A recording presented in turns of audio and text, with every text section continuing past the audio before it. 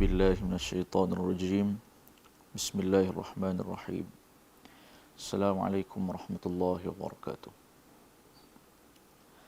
الحمد لله رب العالمين صلى الله وسلم وبارك على نبينا محمد وعلى آله وصحبه وبارك وسلم تسليما كثيرا أما بعد اللهم انفعنا بما علمتنا وعلمنا ما ينفعنا وزدنا علما amin ya rabbal alamin. Hadirin hadirat sidang penonton yang dirahmati Allah Subhanahu wa taala. Kita masih lagi melihat surat Al-A'la yang mana semalam kita telah pun lihat sampai ayat yang ke-8. Suratul A'la termasuk dalam dalam kategori juzuk amma, juzuk yang terakhir dalam Al-Quran, juzuk yang ke-30, dipanggil juzuk amma kerana dimulakan dengan surah An-Naba ataupun surah Amma Yatasa'alun. Dan kita dah sebut semalam secara ringkas, juzuk amma ni juzuk yang terkenal, yang selalu dibaca oleh kaum muslimin, selalu dibaca oleh imam di masjid. Yang mana isi utama juzuk amma antaranya sebut tentang perkara-perkara penting dalam akidah, beriman kepada Allah, beriman kepada para rasul yang Allah Subhanahu wa taala utus, beriman kepada hari akhirat. Dan seperti mana yang kita tahu, surah Al-A'la ini termasuk dalam kategori Makkiyah. Secara ringkas untuk kita sebut beza Makkiyah dan Madaniyah ni, iaitulah surah Makkiyah ataupun ayat Makkiyah, iaitulah surah ataupun ayat yang Allah Subhanahu wa taala turunkan sebelum baginda Rasulullah sallallahu alaihi wasallam hijrah ke Madinah. Satu lagi, setelah Nabi sallallahu alaihi wasallam berhijrah ke Madinah, ayat itu kita panggil ataupun surah ataupun ayat itu kita sebut sebagai kategorinya surah Madaniyah. Jadi penamaan surah itu termasuk dalam kategori Makkiyah ataupun Madaniyah. Dia bukan semestinya ikut tempat, tetapi dia lebih kepada waktu itu, sama ada sebelum ataupun selepas hijrahnya baginda Rasulullah sallallahu alaihi wasallam. Antara contoh yang boleh kita sebut berkenaan dengan bab ini, Makkiyah ataupun Madaniyah, Allah Subhanahu wa taala menurunkan firman-Nya dalam surah An-Nasr, "Idza jaa nasrullahi wal fath wa ra'aitan nasa yadkhuluna fi dinillahi afwaja fasabbih bihamdi rabbika wastaghfir innahu kana tawwaba." Apabila telah datang pertolongan Allah dan kemenangan, dan kamu melihat manusia masuk dalam agama Allah beramai-ramai, berbondong-bondong, maka bertasbihlah dengan memuji Tuhanmu dan mohonlah ampun kepadanya, sesungguhnya dia adalah Maha penerima taubat. Surah ini turun kepada baginda Rasul sallallahu alaihi wasallam di mana? Di Mina. Di Mekah, di Mina lebih tepatnya pada hari Tasyriq, ketika Nabi sallallahu alaihi wasallam menunaikan haji wada'. Itulah haji yang pertama dan itulah haji yang terakhir baginda Rasul sallallahu alaihi wasallam tunaikan. Tetapi walaupun turun di Mekah, dia termasuk dalam kategori Madaniyah. Kenapa? Kerana surah ini turun setelah hijrahnya Nabi sallallahu alaihi wasallam daripada Mekah ke Madinah, walaupun turun di Mekah. Begitu juga antara firman yang lain, Allah Subhanahu wa taala berfirman dalam surat Al-Maidah ayat yang ketiga, "Al-yawma akmaltu lakum dinakum wa atmamtu alaikum ni'mati wa raditu lakumul Islam madina." Pada hari ini aku sempurnakan bagi kamu agama kamu dan aku sempurnakan nikmatku ke atas kamu dan aku redha Islam sebagai agama bagi kamu. Ayat ini turun di Padang Arafah ketika Nabi SAW tunaikan haji wada'. Haji wada' disebutkan wada' tu kerana inilah haji perpisahan. Itulah yang kali pertama dan itulah yang kali terakhir yang baginda sallallahu alaihi wasallam tunaikan. Al-Muhim, surah ini An-Nasr, ayat surah Al-Maidah ayat yang ketiga tadi itu turun di Padang Arafah dan termasuk dalam kategori Madaniyah kerana ia berlaku turunnya firman Allah Ta'ala ni ketika setelah pun hijrah baginda sallallahu alaihi wasallam ke Madinah. Al-Muhim, surah-surah dalam juzuk Amma ni kebanyakannya hampir kesemuanya Makkiyah. Kenapa? Kerana surah-surah ini turun kepada Nabi SAW di Mekah sebelum hijrah dan fokusnya tentang beberapa pokok perkara yang paling penting tentang keimanan. Itu bezanya kategori Makkiyah. Madaniyah pula, ayat-ayat ini yang turun selepas hijrah kebanyakannya sebut tentang hukum-hukum fiqh. Contohnya dalil kena bayar zakat, dalil berkenaan dengan puasa, dalil berkenaan dengan haji, hukum hakam jihad dan beberapa perkara lain. Kebanyakannya termasuk dalam kategori Madaniyah. Maka itulah kesimpulan apa yang kita boleh sebut Makkiyah dan Madaniyah. Mudah-mudahan kita faham. Bila kita lihat dalam mushaf kita ni, kadang-kala ada ditulis. Antaranya kalau kita tengok Quran versi terjemahan, dia tulis surah, contohnya surah Al-A'la, bawah tu dia akan sebut Makkiyah. Ataupun dia mari mana-mana surah lain, dia akan sebut bawah tu Madaniyah. Surah yang keberapa sekian-sekian, kita tahulah mulai hari ini apa maksudnya Makkiyah itu, apa maksudnya Madaniyah. Al-Muhim, kita sambung semula surah Al-A'la yang kita baca semalam. Kita baca lagi sekali, kemudian kita akan terus sambungan ayatnya yang ke-8 itu. A'udzu billahi minasyaitonir rajim. Bismillahirrahmanirrahim.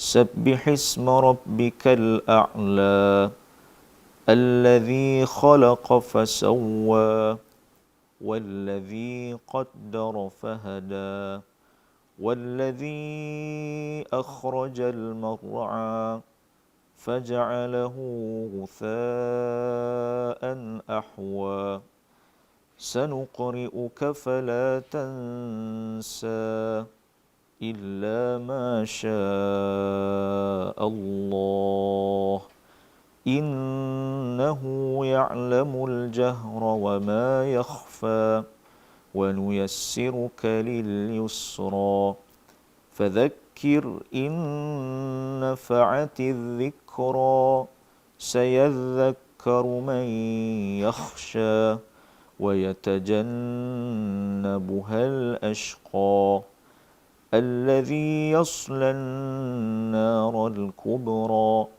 ثم لا يموت فيها ولا يحيا قد أفلح من تزكى وذكر اسم ربه فصلى بل تؤثرون الحياة الدنيا والآخرة خير وأبقى إن هذا لفي الصحف الأولى صحف إبراهيم وموسى. Hadirin hadirat yang dirahmati Allah Subhanahu wa taala. Kita telah pun melihat semalam 8 ayat yang pertama. Yang mana sampai ayat yang ke-8 itu Allah Subhanahu wa taala berfirman, "Wa nuyassiruka lil yusra." Dan kami akan mudahkan bagi kamu jalan kemudahan mencapai kebahagiaan dunia dan akhirat. Ataupun bolehlah kita faham, wa nuyassiruka lil yusra, Allah Subhanahu wa taala mudahkan kepada Nabi sallallahu alaihi wasallam segala urusan. Antaranya yang pertama, mudahnya urusan sampai risalah yang Allah Taala turunkan kepada baginda alaihi salatu wassalam. Termasuklah yang kedua, dimudahkan urusan agama. Syariat sampai kepada Nabi SAW untuk disampaikan kepada orang ramai ini, semuanya dalam bentuk yang mudah, yang mampu untuk dilaksanakan oleh kita.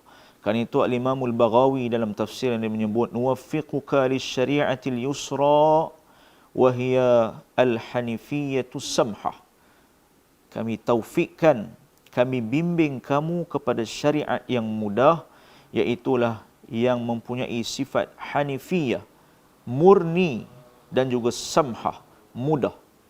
Nak beritahu kepada kita pada ayat yang ke-8 ini, Islam yang mari diterangkan, disampaikan oleh baginda Rasulullah sallallahu alaihi wasallam, nak dibandingkan dengan syariat-syariat terdahulu, Islam inilah yang paling ringan, yang paling mudah, sesuai dengan manusia sepanjang zaman. Kerana itulah bila kita sebut tentang sembahyang, misalnya, syariat bila dia turunkan kewajipan tentang solat secara asasnya kena tunaikan secara berdiri. Seperti mana yang Nabi SAW sebut dalam hadis riwayat Imam Al-Bukhari, salli qa'iman, semayanglah kamu berdiri. Fa in lam tastati', jika kamu tak mampu nak berdiri itu, faqa'idan. Fa in lam tastati' fa'ala jambin, dah tak mampu berdiri, duduk. Jika tak mampu juga duduk, maka bolehlah baring. Jika tak mampu nak tunaikan, asalkan dia tunaikan solat, namun dalam masa yang sama syariat berikan keringanan. Kerana itulah agama dia masih lagi memberikan as-samhah, keringanan dalam syariat. Kerana itu kalau kita kata syariat ni susah masa bila? Bila Allah Subhanahu wa taala uji kita tak boleh mari ke masjid, tak boleh nak tunaikan solat berjamaah, ketahuilah bila kita dah biasa istiqamah mari ke masjid ulang-alik, sentiasa, kita tetap akan dapat pahala berterusan. Akaun kita tetap penuh dapat pahala solat berjamaah. Kalau kita sakit, ditakdirkan Allah Ta'ala beri kita ujian sakit. Ataupun kita berjalan jauh. Sebelum ni, waktu kita sihat ni, sentiasa kita pergi mari ke masjid. Solat berjamaah. Kalau kita tak pergi berjalan jauh, tak musafir, tak susah, tak apa. Bila kita ada di rumah, kita selalu tunaikan solat berjamaah di masjid. Maka bila ada halangan, sakit ataupun musafir, pahala penuh kita dapat. Maksud dia, akaun kita tak berkurang. Itu yang Nabi SAW sebut. Idza maridal abdu aw safara kutiba lahu mithla ma kana ya'malu muqiman sahiha. Dalam riwayat Al-Imam Al-Bukhari, siapa yang ditimpa sakit ataupun musafir, ditulis untuknya apa sahaja amalan yang dilakukan ketika dia duduk mendiami tempat asalnya. Maksud dia ketika dia sihat, dia sentiasa lakukan satu amalan. Contohnya, dia mari masjid ulang-alik setiap hari, selalu jaga berjamaah, maka tak gugur, tak hilang. Syariat, bila Allah Subhanahu wa taala turunkan beberapa kefarduan yang perlu kita tunaikan pada waktu itu, bila mari saja perintah pada kita tunaikan solat, maka kita mesti tunaikan solat. Pun begitu, syariat mari pula beberapa kelonggaran bila kita tak mampu nak buat. Macam yang kita sebut tadi, Nabi SAW pesan sembahyang tu kena buat diri. Kalau dah tak mampu berdiri, duduk. Kalau dah tak mampu duduk, dia boleh baring. Kerana ini semua termasuk dalam keumuman firman Allah Subhanahu wa taala, fattaqullaha mastata'tum. Bertakwalah kamu kepada Allah menurut, ikut kemampuan kita. Kerana itulah Aisyah radhiyallahu anha dia menyebut, ma khuyira an-nabiy sallallahu alaihi wasallam baina amrayni illa ikhtara aysarahuma ma lam yakun ithman. Nabi SAW tidaklah memilih di antara dua perkara, melainkan baginda alaihi salatu wassalam akan pilih yang paling mudah selagi mana dia perkara itu tidak berdosa. Maka kita kena ingat satu perkara, syariat mudah tetapi bukan alasan untuk kita bermudah-mudahan. Sembahyang tetap kena dalam waktunya. Hanya apabila termasuk dalam beberapa kategori seperti darurat ke, ataupun ada beberapa perkara-perkara lain yang syariat benarkan untuk tak solat dalam waktunya, barulah kita boleh buat begitu. Ini tidak sebahagian dia ingat bila agama ni mudah, habis semua dia ambil mudah. Sembahyang ni lagi banyak qada daripada dia solat pada waktu yang sepatutnya. Sedangkan Allah Ta'ala berfirman, Inna salata kanat alal mu'minin kitaban mawquta. Sembahyang tu ke atas orang beriman ditunaikan pada waktu yang telah ditentukan.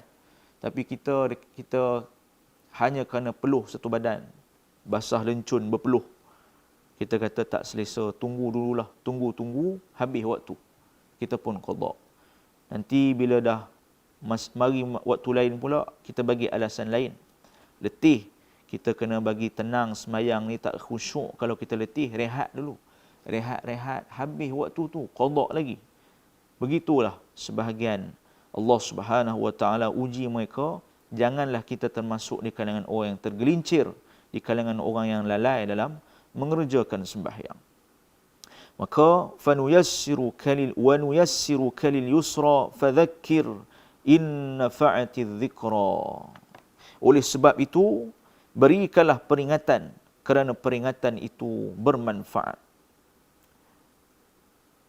Yang pertama yang dimaksudkan dengan ayat ini iaitulah, ingatkanlah wahai Rasul sallallahu alaihi wasallam, berikanlah peringatan tentang apa yang Allah Subhanahu wa taala turunkan, wahyukan kepada engkau wahai Muhammad, kepada kaummu di Mekah ketika itu, kepada golongan Arab ketika itu.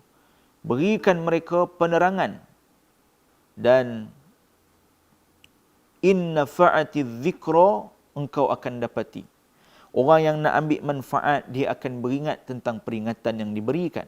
Maksud dia, siapa yang nak kebaikan, dia akan terima risalah dakwah yang disampaikan oleh baginda Rasul sallallahu alaihi wasallam. Dan berhubung dengan ayat ini, kata Al-Imam Ibn Kathir rahimahullahu ta'ala, disebut tidak semua orang diberikan peringatan ataupun nasihat. Terutamanya bila kita lihat tak ada manfaat kalau kita sampaikan pesanan, peringatan kepada dia. Kerana barangkali akan timbulkan mudarat kalau kita pergi berikan peringatan kepada dia. Maksud dia ialah kadang-kala ada masa tak sesuai kita sampaikan, barangkali menimbulkan fitnah. Seperti mana yang disebut oleh Ali radhiyallahu an, hadithun nasa bima ya'rifun. Sampaikanlah kepada manusia sesuai dengan apa yang mereka boleh faham.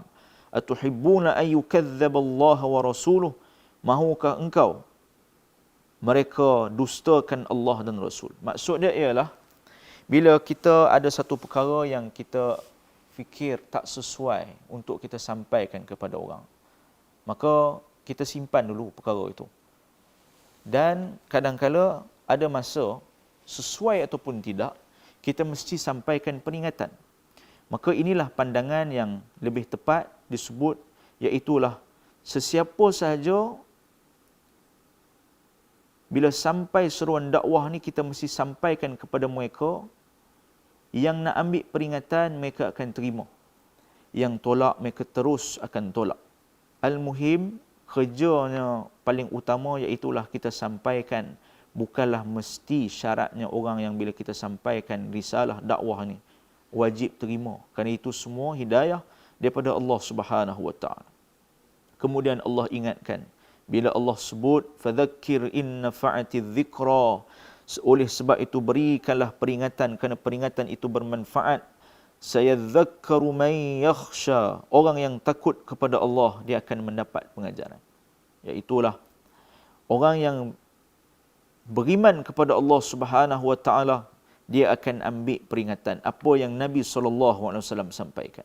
Wa yatajannabuhal ashqa, dan orang-orang yang kafir, orang-orang yang celaka kafir akan menjauhinya.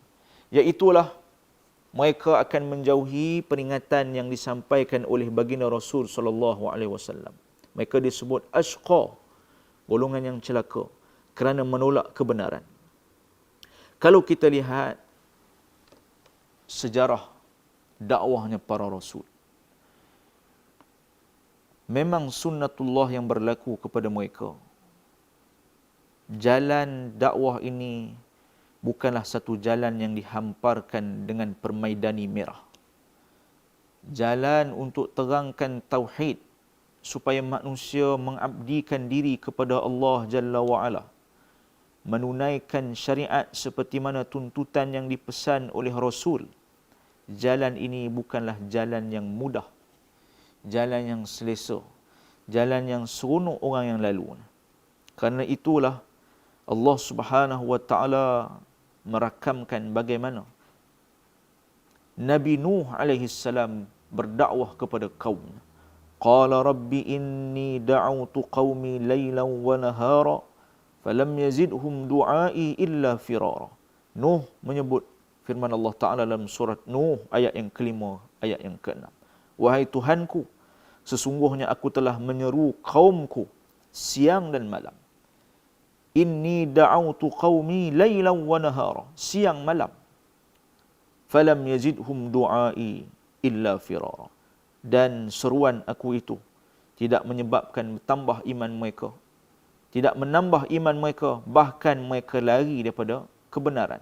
Tapi Nabi Nuh bila orang lari, dia tak berhenti setakat itu, berterusan dakwah, kerana pasti ada orang yang akan ambil peringatan di kalangan orang yang gerunkan Allah Subhanahu wa taala. Dan untuk golongan yang celaka, yang kafir, yang menolak kebenaran ini, mereka akan dapat habuan alladhi yaslan naral kubra, iaitulah golongan kafir yang menolak kebenaran ini tempatnya apa? Alladhi yaslan naral kubra, iaitulah orang yang akan masuk ke dalam api yang besar.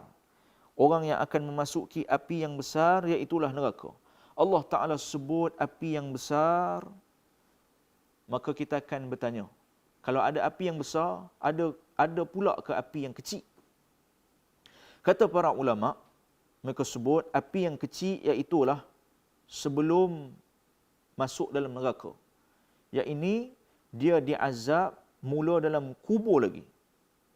Orang yang mujrim, jahat, orang yang kafir, yang kufur, zalim, mereka akan rasa seksa api ni mula daripada dalam kubur lagi. Nasallallahu alaihi wal afiyah. Dan akan bersambung lagi dengan api yang besar pula dalam neraka. Wal'iyadhu billah. Ada juga pandangan yang menyebut api yang besar yang dimaksudkan ini adalah untuk golongan yang kafir, yang langsung tak beriman kepada Allah Subhanahu wa taala. Api yang kecil pula, katanya para ulama, mereka nisbahkan kepada azab yang akan diberikan kepada mereka yang memiliki tauhid kepada Allah Azza wa Jal, tapi dia buat salah, dia buat dosa, dia buat maksiat, tapi dia tak kufur pada Tuhan. Orang Islam yang lakukan dosa, maksiat, kesalahan itu ini dalam syariat ni, dia langgar perintah Tuhan, dia juga akan diazab. Maka fahamlah kita, seperti mana yang disebut oleh Al-Imamul Qurtubi ni, neraka ni bertingkat-tingkat, dia ada level mengikut kesalahan, mengikut kategori. Untuk orang yang kafir langsung tak beriman pada Allah Ta'ala, untuk orang yang beriman yang ada tauhid dalam diri mereka, tetapi selama hidup ni ada dosa yang mereka buat, masing-masing ada kategori azab yang dia akan dapat. Tetap dapat azab selayaknya di atas keadilan Allah Subhanahu wa taala. Mereka tetap akan dihukum, diazab, tapi ada level tertentu, yang mana dalam neraka nanti, wal'iyadhu billah, Allah Ta'ala sebut thumma la yamutu fiha wa la yahya. Pada ayat yang ke-13 disebut dalam neraka itu, selanjutnya dia di sana tidak akan mati, namun tidak pula hidup. Kita kalau hidup atas dunia ni, lepas hidup, mati. Itu saja. Tapi nanti sampai hari akhirat, khususnya bila Allah Ta'ala sebut tentang golongan yang masuk dalam neraka, seakan-akan hidup tu macam tak hidup dan takkan mati. Maksud dia apa? Azab yang dia dapat sepanjang dia bernyawa dalam neraka, ibaratnya hidup pun tak guna, minta mati pun tak dapat mati. Allah Subhanahu wa taala berfirman dalam surat An-Nisa ayat yang ke-56. Allah sebut kepada kita gambaran bagaimana mereka yang masuk dalam neraka, mereka ni bila dia azab hanya bersalin kulit. Habis hancur, bersalin balik kulit ni jadi kulit yang baru, dia azab balik. Berterusan begitu. Dalam ayat yang ke-56 surah An-Nisa, Allah Ta'ala ingatkan, innal ladzina kafaru bi ayatina sawfa nuslihim nara.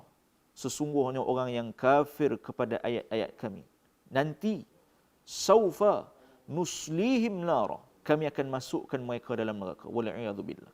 Kullama nadijat juluduhum, setiap kali kulit mereka itu hangus masak, baddalnahum juludan ghairaha liyadhuqul azab, kami akan ganti dengan kulit yang lain pula, liyadhuqul azab, supaya mereka benar-benar merasa azab itu. Innallaha kana azizan hakima, sesungguhnya Allah Maha perkasa lagi Maha bijaksana.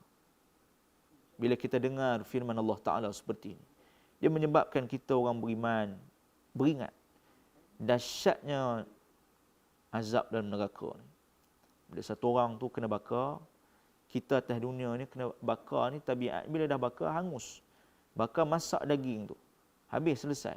Kalau orang tu hidup, kena bakar hidup-hidup, wal'iyadzubillah, mati dia. Tapi tidak azab di akhirat, dalam neraka Jahannam, wal'iyadzubillah.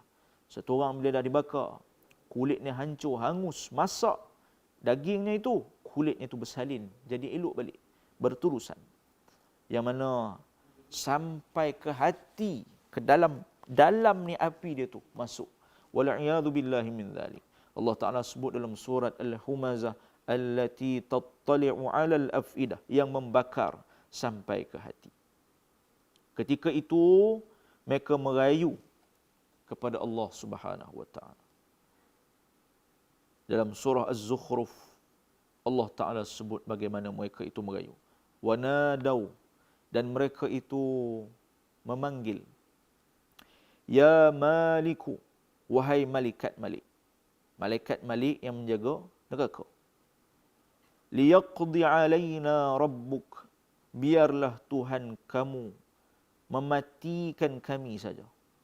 Qala innakum makithun, katanya Malik, penjaga neraka ini, sesungguhnya kamu tetap tinggal, kekal dalam neraka. Mereka merayu minta malaikat, minta pada Tuhan, matikan sajalah mereka ni, tak tahan kena azab.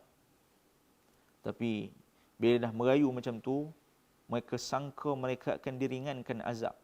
Bahkan kata Allah Subhanahu wa taala, innakum makithun, kamu tetap kekal dalam neraka.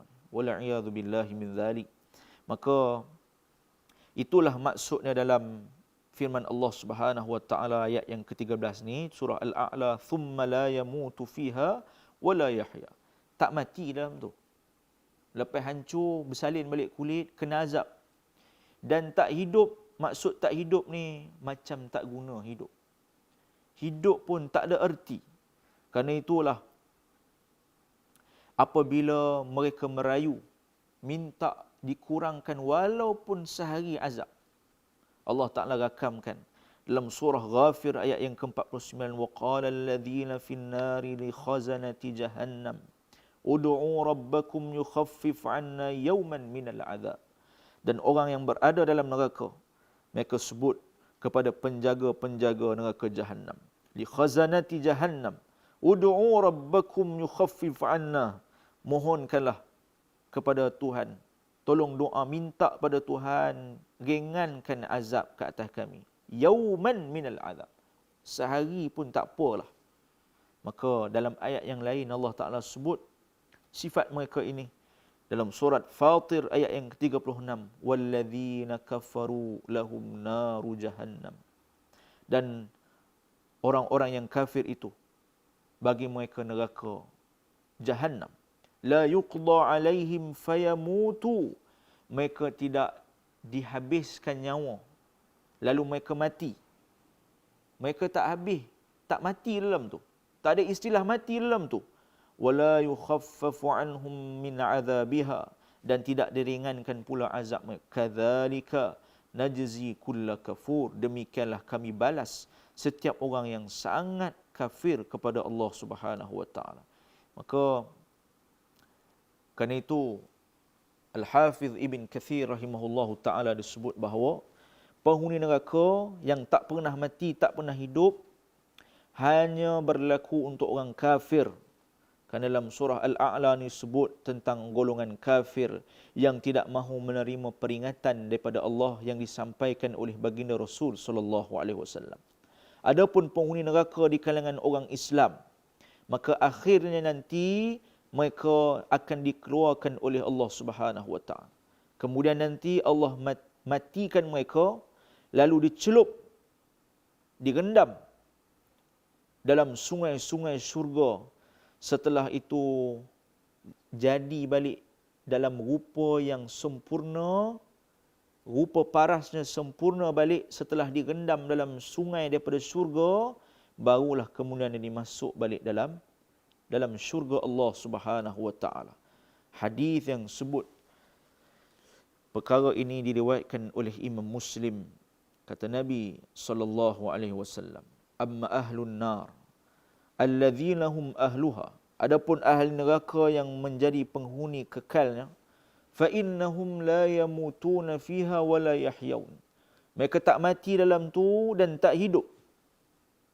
Walakin nasun asabathumun naru bidhunubihim. Akan tetapi orang yang ditimpa, yang mendapat seksa azab kerana dosa mereka, au qala bi khatayahum, ataupun kerana kesalahan-kesalahan yang mereka lakukan, fa amatahum imatatan, maka Allah akan matikan mereka sekali mati, hatta idza kanu fahman, sehingga apabila mereka telah menjadi ibarat seperti arang yang hangus terbakar. Udhina bisyafa'ah, ketika itulah Nabi diizinkan untuk memberikan syafaat. Syafaat baginda Rasul sallallahu alaihi wasallam. Faji'a bihim dabair. Ketika itu bila nak dapat syafaat daripada Nabi, mereka didatangkan ikut grup by grup, sekelompok demi sekelompok, terpisah-pisah. Fabuthu ala anharil jannah, lalu mereka dimasukkan ke dalam sungai-sungai syurga. Thumma qila, kemudian dikatakan, ya ahlal jannah afidu alaihim, lalu disebut kepada penghuni syurga, wahai penghuni syurga,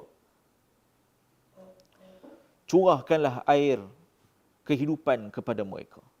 Takunu fi jamilis sail, takunu fi hamilis sail, maka tumbuhlah mereka seperti mana tumbuhnya benih-benih yang dihempaskan dalam arus air. Maksud dia ialah mereka itu Allah Ta'ala perintahkan kepada sungai-sungai dalam syurga, penghuni syurga, rendam mereka, mereka tumbuh balik seperti mana tumbuhan itu. Dia jadi balik seperti satu susuk tubuh manusia yang sempurna. Ini kelebihan orang yang dapat syafaat daripada umat Nabi SAW. Dapat syafaat orang yang beriman tetapi melakukan dosa. Wal'iyadzubillah. Setelah diazab setimpal dengan azab di atas rahmat Allah Subhanahu wa taala, akhirnya mereka dimasukkan dalam syurga. Qad aflaha man tazakka.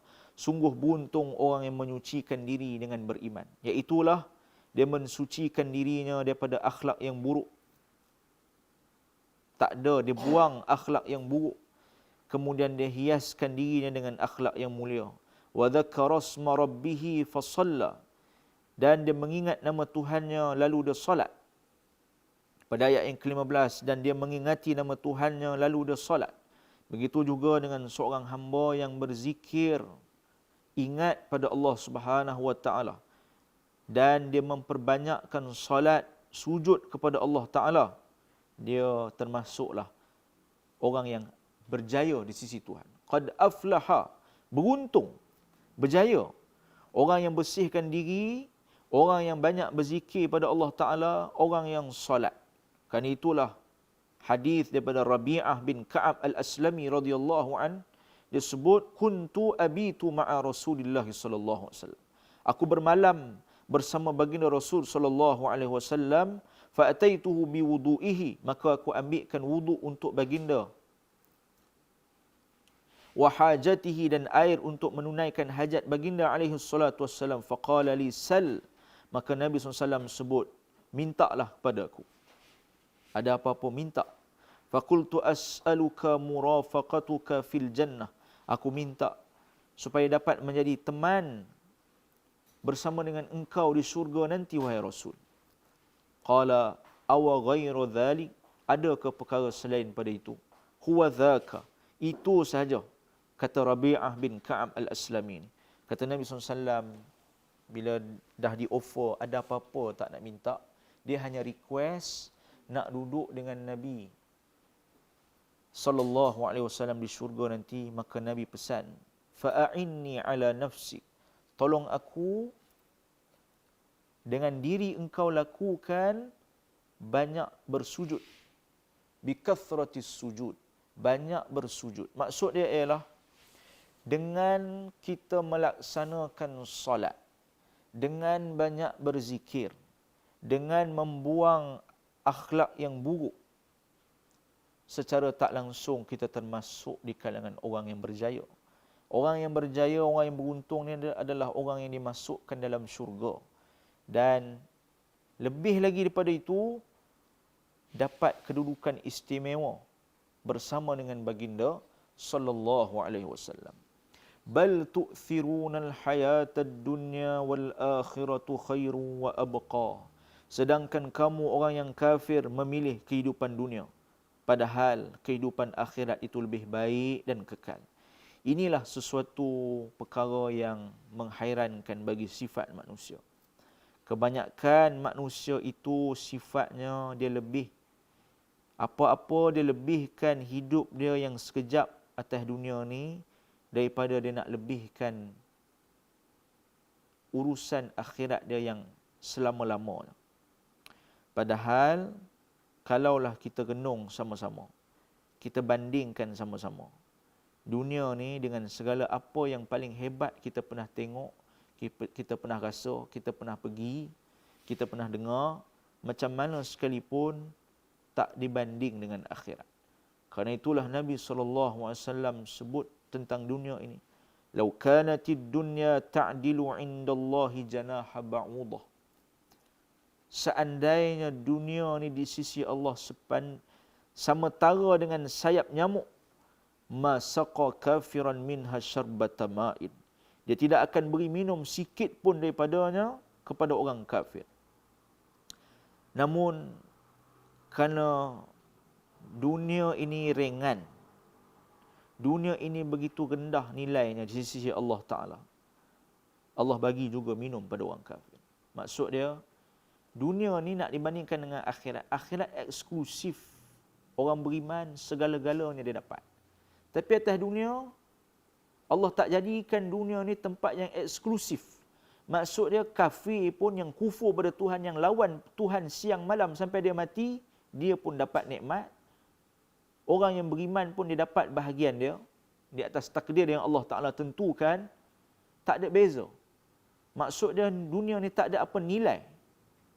Kerana itu, seseorang kalau dia sentiasa habiskan cara fikir dia, risau dia ni atas dunia ni. Dia risau untuk bulan depan, minggu depan, tahun depan, 5 tahun lagi, 10 tahun lagi. Melampau-lampau risau sampai dia tak peduli hari akhirat. Risau dia untuk hari akhirat taklah lebih macam risau dia tentang dunia. Kerana itu Nabi SAW doa, wala taj'al musibatana fi dinina wala taj'alid dunya akbar hammina wala mablagha ilmina. Ya Allah, janganlah engkau jadikan musibah menimpa kami dalam urusan agama, dan jangan pula engkau jadikan harta kemewahan dunia ini sebagai cita-cita kami yang paling besar.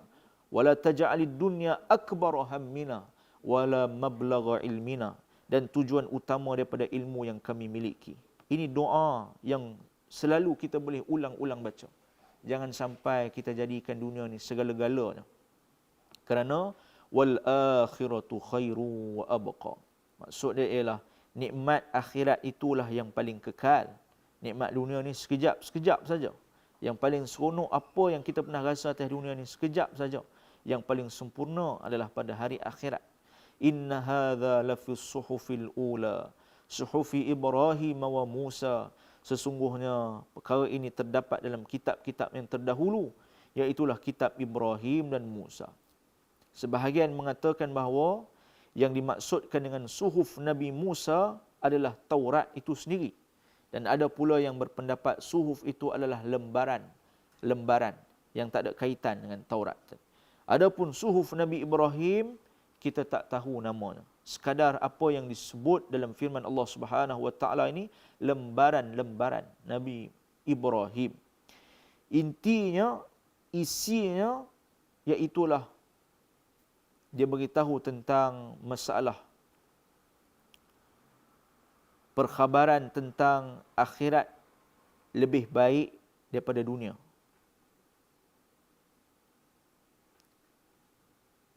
Yang dimaksudkan dengan wal akhiratu khairu wa abqa, Allah Ta'ala firmankan bahawa akhirat itu lebih baik dan lebih kekal. Perkara ini juga disebut dalam suhuf yang terdahulu. Maknanya umat-umat terdahulu juga diingatkan perkara yang sama, bahawa dunia ini sekejap saja. Akhirat itu lebih baik dan lebih kekal. Semua ini ada dah disebut dalam lembaran Ibrahim dan dah disebut dalam suhuf Musa. Perkara ini semua diketahui oleh umat yang terdahulu. Maka tamatlah kita dalam suratul A'la ini. Mudah-mudahan Allah Subhanahu wa taala memberikan keberkahan apabila kita meneliti setiap kalam firman Allah Subhanahu wa taala satu ayat demi satu ayat. Mudah-mudahan Allah Subhanahu wa taala taufikkan kita untuk memahami isi Al-Quran. Mudah-mudahan Allah Taala rezekikan kita bukan sahaja membaca Al-Quran, tetapi meneliti ertinya, melihat tafsirannya, supaya dengan itu bertambahlah iman kita, gerun kita kepada Allah Subhanahu wa taala. Akhir sekali, sesungguhnya bila kita mengaji ni, bila-bila masa saja pun, online di rumah ke, mari ke masjid ke, kita dengar dalam radio ke, mengaji ni tujuannya tak ada lain, bukan untuk banding dengan orang. Bukan nak beritahu orang lain semua jahil belaka, aku saja yang mengaji, aku yang bagus. Bukan begitu. Kerana mengaji ni, berapa banyak pun kita mengaji, akhirnya jika tidak ada khasyah pada Allah Ta'ala, sia-sialah mengaji kita. Mudah-mudahan Allah Subhanahu wa taala memberikan sifat khasyah, gerun kita kepada Tuhan lebih-lebih lagi apabila kita mendengar, membaca, meneliti firman Allah Subhanahu wa taala. Mudah-mudahan Allah Taala merahmati kita. Subhanakallahumma wa bihamdika asyhadu an la ilaha illa anta astaghfiruka wa atubu ilaik. Allahumma ahsin aqibatana fil umuri kulliha wa ajirna min khizyid dunya wa adzabil akhirah. هذا وصلى الله على نبينا محمد وآخر دعوانا الحمد لله رب العالمين. السلام عليكم ورحمة الله.